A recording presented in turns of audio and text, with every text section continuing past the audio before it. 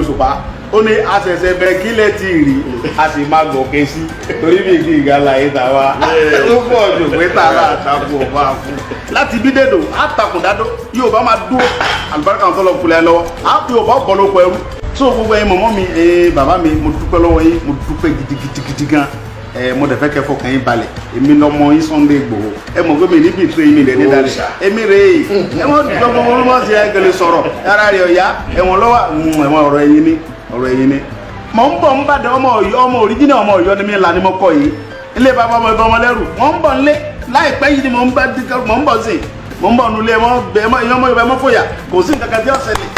lápọ̀lẹ́ mo sì ń fún alápọ̀lẹ́ mi tí ọba ti máa ń fún alápọ̀lẹ́ tó bá ti jókòó sórí àpọ̀lẹ́ tí bá kí lábùkù kò ní láìka rẹ̀ mọ́ láyé torí pé Ọlọ́run ló fún ẹni tí bá fi ẹnu mi kàn lábùkù kò ní jẹ́ nǹkan kan wájú Ọlọ́run torí pé Ọlọ́run rínú mi pé èmi ń ṣe tinútinú mi ni lórí mò ń ṣiṣẹ́ Yorùbá yẹn tinútinú mi kì í ṣe pé mo wó kan bẹ̀ mi ń wá kankan bẹ̀ ju pé orúkọ mi wà nù wé tàn àwọn tí wọ́n ń pera wọn pé àwọn lálágbára yìí àwọn làwọn lóògùn àwọn làwọn lágbára àwọn lè jà yìí àwọn ń ṣe torí owó ni gbogbo ẹni mo fi sọ gbogbo wọn ti gbowó náà àwọn ò lè bọ́ta kí wọ́n sọ pé tí n bá gbowó lọ́wọ́ ẹnìkan rí báyìí kó ní fún mi èmi lè ṣe pé mò ń ṣe ń gbogbo gbà àwọn evidence ọ̀pọ̀lọpọ̀ wọn lọ́wọ́ tó ń fi ń gbowó kiri èmi ò ní dákọ̀ ẹnì kankan so wọ́n bẹ́tà kẹlẹ̀ kàn sùn kàn ronú ara kàn mọ̀ ọ̀rọ̀ tó fẹ́ sọ jáde ọ̀rọ̀ tó máa sọ jáde sórí íńtánẹ́ẹ̀tì kan mọ̀ entertainer ni mí èmi lọ́lọ́run fún bí mo ṣe entertain arúgbó tí mo entertain àgbàlagbà yẹn.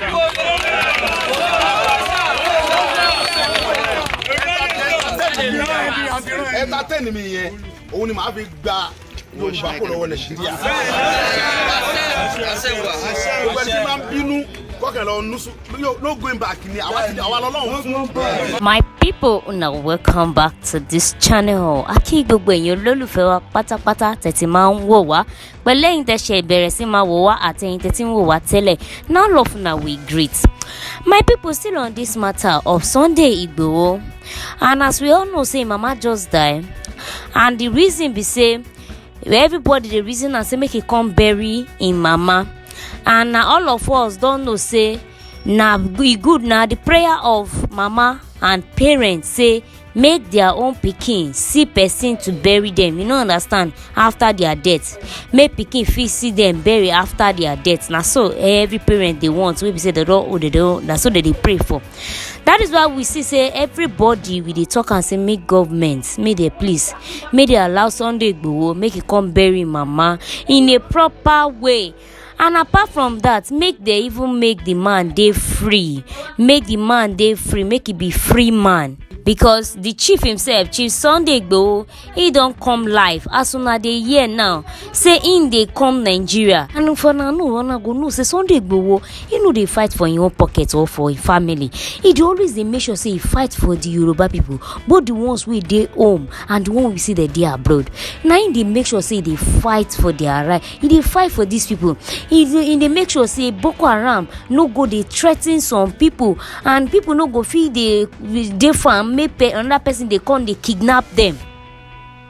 Sunday Igboho himself don talk am say he no dey do things for himself or for him own selfish interest, not at all. But una know our people wey be say they fit change anything sharp if only we fit see people wey be say they really truly love us like the way Sunday Igboho love us for this Naija. If person Naija for don change na, but wetin we get na more officials wey be say they only dey fight for their own, only themselves alone, for their pocket alone. As I come dey look na I see Afa wey dey talk, and I go wan make una listen to Afa dey talk some kind thing say normally President Bola Ahmed Tinubu e don dey call am out say you be Yoruba man now, say Yoruba man wey be say you don dey go how many months wey be say you don come for the president seat but you never do anything, and you don even dey go like 3 to 4 months now wey be say you don sit down for the seat but nothing happen. He come even talk say if say na another tribe now say they go don release their person since na in their fight dey talk say make Bola Ahmed Tinubu the president make he do something on time, make he pardon Sunday Igboho. Abeg make una just hear this one. Bàbá Tinubu, kí ló ṣẹlẹ̀ gangan? Kí ni tí ń ṣẹlẹ̀ gangan? Kí ni tí ń ṣẹlẹ̀ gangan? lórí ọ̀rọ̀ Sunday Igboho ó ti ń pẹ́ jù náà.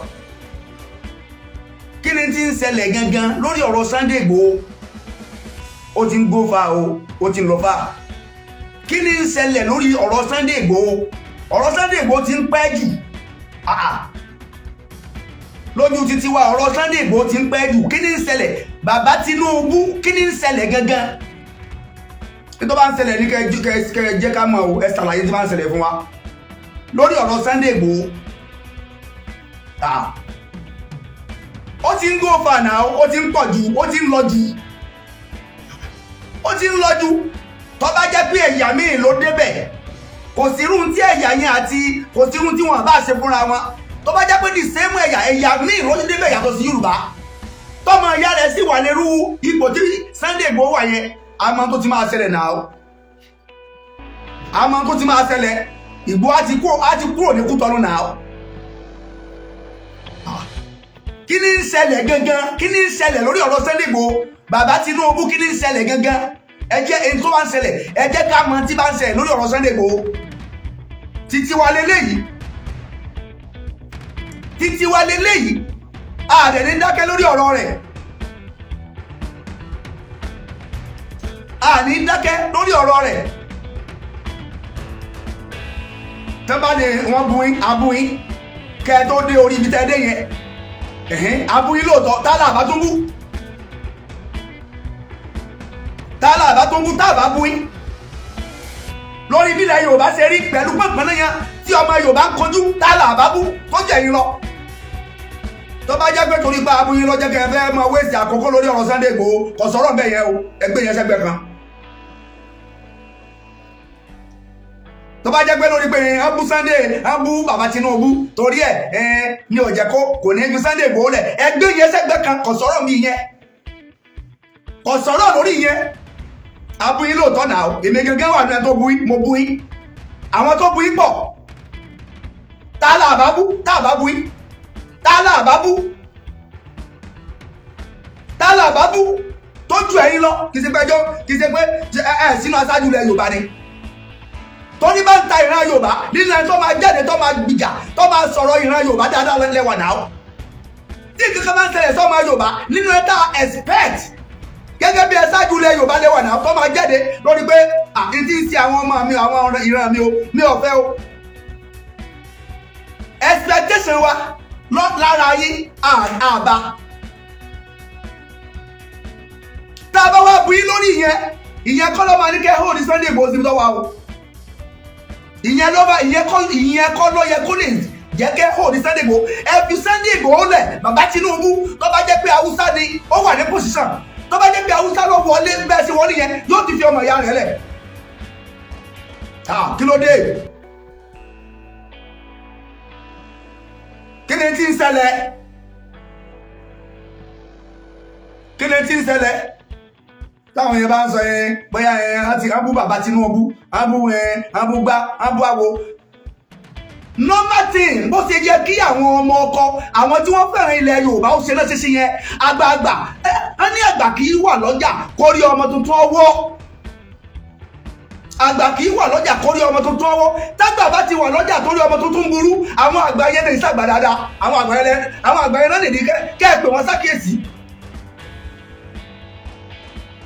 Àwọn àgbà yẹn náà ní kẹ́ ẹ pè wọ́n sákèsí. Ẹni ọba yẹ kẹ́ ẹ bá sọ̀rọ̀ tó máa gbọ́. Ní sọ̀rọ̀ ọmọlúwàbí ẹ bá sọ, ẹni tó bá jẹ́ pé àbùkù ló yẹ kọ́kàn kò tó lè gbọ́, ẹ kàn lábùkù. Ayé kan lọ́wọ́ o, èyí ń sayé lẹ́ẹ̀mejì. Èyí ń sayé lẹ́ẹ̀mejì. Tó o bá jìyà tó fi kúnú ayé yìí, ayé kan tó fẹ́ wá náà nìyẹn. Ọ̀sẹ̀ tó mọ̀ bóyá owó wá mi mọ́, tó o bá dẹ̀ jí ọ̀rọ̀ tó fi kú, ó ṣeé ṣe kọ́ ọmọ wá mi mọ́. Kí ló dé tá nílé ká bèrè ìgbé ayé gbádùn fúnra wa? Kí ló dé? Abú Tinubu o, abú lórí kílẹ̀ Yorùbá sì lè dá alábú sí. Lórí kílẹ̀ Yorùbá ó lè dá lábú Tinubu lé lórí.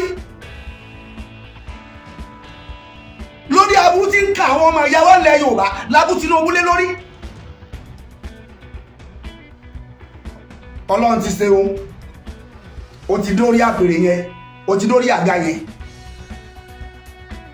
kò yẹ ká ẹsẹ̀ máa bẹ̀rẹ̀ kó tó fọmọ ìyá wa sílẹ̀ ọmọ ìyá wa ní Sunday Igboho ọmọ ìyá wa ní Sunday Igboho kò sí tí ń jà fún èmi àti ẹni Sunday Igboho ń bẹ ní ń jà fún Ọlọ́run kẹ̀nà o kí ni ń wá kí ni Sunday Igboho ń jà fún sọfẹ́ ẹdun gọ́ọ̀nà ni sọfẹ́ ẹsẹ̀ sẹ́nítọ̀ ni ẹni tí ò ní sàtífíkẹ́ẹ̀tì tá a máa sọ pé yóò fẹ́ dun ipò kan lọ́jẹ́ kọ́ máa bèèrè tí ń bèèrè yẹn irọ́ ni o irọ́ tí ọ̀sẹ̀ ń dáre wíwé kọ́dà àlèmi Sunday Igboho wí Ọbásanjọ́ níwájú tèmi Sunday Igboho ipò rẹ̀ níwájú tèmi ó ju ti Ọbásanjọ́ lọ kódà ipò rẹ̀ níwájú mi ó ju ti Jàgàbá tí ń bẹ lórí ààrẹ yìí lọ níwájú tèmi o mo sì mọ̀ pé lọ́dọ̀ àwọn tí wọ́n lóye àwọn tí wọ́n ní làákàyè bó ṣe máa rí lọ́dọ̀ tiwọn náà nìyẹn ẹni tá a máa pè léèyàn rẹ aṣáájú rẹ ẹni rẹ lẹ́ntí ó ń bèèrè nǹkan nítorí pé ó fẹ́ kí àwọn èèyàn kan kí wọ́n benefit lórí ẹ̀ kì í ṣe nítorí kó lè benefit lórí nǹkan ẹni tí ń bèèrè rẹ̀. No be say person dey talk too much, but we dey beg and we dey call out our President Tinubu, make himself, make he try, make he bring his son Sunday Igboho, make he bring am come back home, cause Sunday Igboho sef na Tinubu son we go call am, and Oga Tinubu na like papa because na Yoruba elder man na him be. Make una no talk say I be tribalistic, I dey try to be, no, na as e dey go for Naija na him make me dey talk am like this. But like make we ask ourselves this question: for during Buhari regime, how many Boko Haram they don't catch and how many of them dey jail now?